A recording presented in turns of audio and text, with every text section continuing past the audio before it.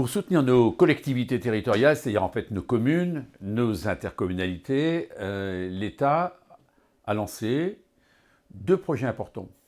Le premier, c'est ce qu'on appelle les contrats de ruralité. Contrat de ruralité qui permet, dans le cadre d'aides financées par l'État, de soutenir des projets portés par des communes et des intercommunalités. Ce contrat de ruralité, nous le signerons cet après-midi avec Hervé Demey, le sous-préfet de Châteaudun, pour le Bonne-Vallée et la communauté de communes du Grand Châteaudun.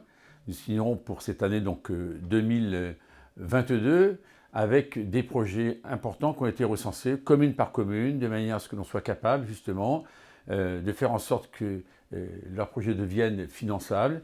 Et tout cela se fait en articulation avec le département, tout cela se fait en articulation avec la région. C'est un levier majeur, puisque à partir de 400 000 € de subventions de l'État, et si on ajoute les subventions du département et de la région, c'est près de 3,5 millions d'euros qui vont être injectés dans le territoire. De la même façon, on aura une date importante, ce sera le 24 novembre, puisque Joël Giraud, qui est secrétaire d'État en charge des territoires ruraux et de l'aménagement du territoire auprès de Jacqueline Gouraud, viendra signer, là c'est à l'échelle de la circonscription, 2 contrats régionaux de transition écologique, c'est RTE, c'est un mot un peu barbare, bref.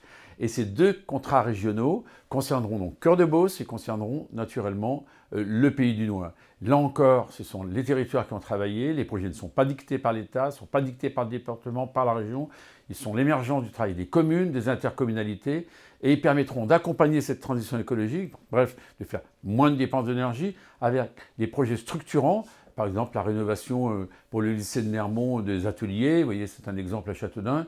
Et il y a des très beaux projets également du côté du Cœur-de-Beauce. Donc vous voyez, ce territoire bouge et je suis heureux d'avoir pu faire en sorte que ces signatures puissent se faire rapidement. C'est le travail des élus locaux qui, au travers de ces signatures, est valorisé.